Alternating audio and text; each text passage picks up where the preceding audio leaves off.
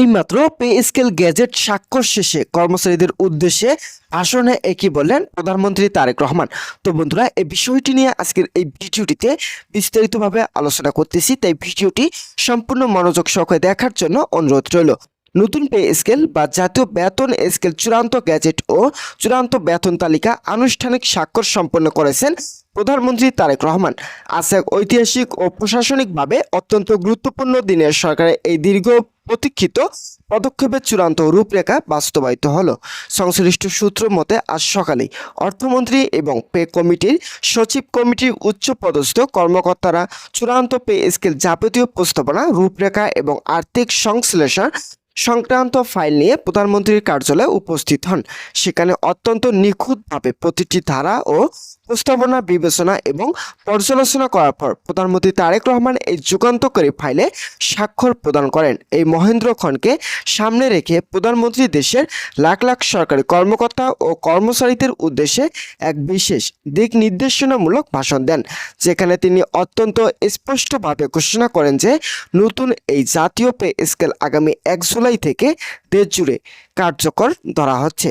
সরকারের এই সাহসী সিদ্ধান্তের ফলে দেশে আমলাতান্ত্রিক কাঠামো এবং মাঠ পর্যায়ে কর্মকর্তা কর্মচারীদের মাঝে যেমন এক অভূতপূর্ব উদ্দীপনা সৃষ্টি হয়েছে, ঠিক তেমনি দেশের অর্থনৈতিক ও প্রশাসনিক খাতে একটি বড় ধরনের ইতিবাচক পরিবর্তনের সূচনা হতে যাচ্ছে বলে মনে করেছেন সংশ্লিষ্ট মহল। তো বন্ধুরা, ভিডিওটি এই মুহূর্ত পর্যন্ত এসেও এখন পর্যন্ত যারা যারা আমাদের এই চ্যানেলে নতুন সদস্য রয়েছেন তাদেরকে সাবস্ক্রাইব করার জন্য অনুরোধ রইল। তো বন্ধুরা, প্রধানমন্ত্রীর কার্যালয় থেকে প্রাপ্ত তথ্য এবং সরকার প্রধানের বক্তব্য অনুযায়ী এবারে জাতীয় বাজেটে নতুন পে স্কেল বা সরকারি কর্মচারীদের বেতন ভাতা খাত বাবদ সর্বমোট 1,12,000 কোটি টাকার বরাদ্দ রাখা হয়েছে। দেশের অর্থনৈতিক সক্ষমতা বৃদ্ধি এবং সরকারি কর্মকর্তা কর্মচারীদের জীবনযাত্রা মান উন্নয়নের বিষয়টি মাথায় রেখেই বাজেটে এই বিপুল পরিমাণ অর্থের বরাদ্দ সিদ্ধান্ত নেওয়া হয়। এই মোট বরাদ্দ মধ্য থেকে ইতিমধ্যে 1 জুলাই থেকে পে স্কেল বাস্তবায়নের প্রাথমিক ধাপ হিসেবে এবং মূল বেতন প্রদানের উদ্দেশ্যে প্রধানমন্ত্রী তারেক রহমান এক বিশেষ ফাইল অনুমোদনের মাধ্যমে 55,000 কোটি টাকা ফাইলের স্বাক্ষর প্রদান করেছেন। এই বিশাল অঙ্কের অর্থ বরাদ্দ নিশ্চিত করার মাধ্যমে সরকার প্রমাণ করেছেন যে বিশ্বব্যাপী চলমান অর্থনৈতিক অস্থিরতা এবং নিত্য প্রয়োজনীয় পণ্যের ঊর্ধ্বগতির এই কঠিন সময়ে তারা সরকারি কর্মচারীদের আর্থিক নিরাপত্তা দিতে সম্পূর্ণ সচেষ্ট। প্রধানমন্ত্রী তার ভাষণে উল্লেখ করেন যে রাষ্ট্র যখন তার নিজস্ব সম্পদ থেকে এই বিশাল অঙ্কের বাজেট সরকারি সেবকদের জন্য বরাদ্দ করেছে, তখন রাষ্ট্র আশা করে প্রতিটি কর্মচারী আরও বেশি নিষ্ঠা, সততা এবং দায়িত্বশীলতার সাথে সাধারণ জনগণকে সেবা প্রদান করবেন। তো বন্ধুরা, এবারে পে স্কেলের সবচেয়ে বড় এবং উল্লেখযোগ্য বৈশিষ্ট্য হলো এর বৈষম্যহীন বেতন বৃদ্ধি ও গ্রেড ভিত্তিক বন্টন প্রক্রিয়া। দেশের নিম্ন ও মধ্যম আয়ের কর্মচারীদের আর্থিক সংকট লাঘব করতে সরকার অত্যন্ত সুপরিকল্পিতভাবে গ্রেড ভিত্তিক বেতন বৃদ্ধির হার নির্ধারণ করেছেন। নতুন এই কাঠামো অনুযায়ী প্রথম থেকে 10ম গ্রেড পর্যন্ত সরকারি কর্মকর্তাদের মূল বেতন বৃদ্ধি পাচ্ছে 40%।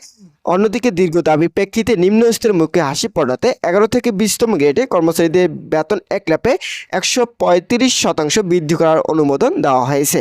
তো বন্ধুরা, পেনশন সুবিধার সরাসরি 80% বৃদ্ধি করার সিদ্ধান্ত নেওয়া হয়েছে এবং কর্মচারীদের চিকিৎসা, বাড়ি ভাড়া সহ সকল প্রকার ভাতা সামগ্রিকভাবে 30% বৃদ্ধি করার ঘোষণা করা হয়েছে। তবে এই ব্যাপক বৃদ্ধির পাশাপাশি কিছু কৌশলগত পরিবর্তন আনা হয়েছে।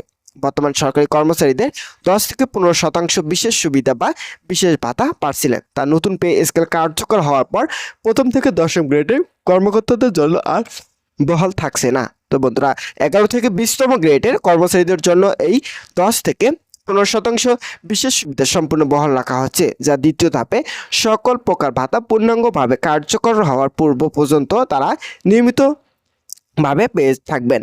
চূড়ান্ত অনুমোদন পাওয়ার এই নতুন জাতীয় বেতন স্কেলের অধীনে প্রথম থেকে 20তম গ্রেডের কর্মচারীদের জন্য যে নতুন মূল বেতন বা বেসিক নির্ধারণ করা হয়েছে তা দেশের সামগ্রিক অর্থনৈতিক প্রেক্ষাপটের অত্যন্ত আকর্ষণীয়। এই নতুন কাঠামো অনুযায়ী সরকারের সর্বোচ্চ স্তর অর্থাৎ প্রথম গ্রেডের কর্মকর্তাদের নতুন মূল বেতন নির্ধারণ করা হয়েছে 1,05,000 টাকা, 1,01,500 টাকা এবং যথাক্রমে দ্বিতীয় গ্রেডে 85,400, তৃতীয় গ্রেডে 78,500, চতুর্থ গ্রেডে 70,000, পঞ্চম গ্রেডে 60,000, ষষ্ঠ গ্রেডে 48,000, সপ্তম গ্রেডে 40,400 টাকা এবং অষ্টম গ্রেডে 35,000 আর অষ্টম গ্রেডে 35,000 এবং হচ্ছে যে নবম গ্রেডে 31,000 এবং দশম গ্রেডে 22,400 টাকা। একসাথে নিম্ন গ্রেড ও মধ্যম আয় কর্মচারীদের সুবিধাতে 11 থেকে 20তম গ্রেডে বড় ধরনের বেতন নির্ধারণ করা হয়েছে। তো বন্ধুরা, আজকের এই ভিডিওটি এই পর্যন্ত ছিল।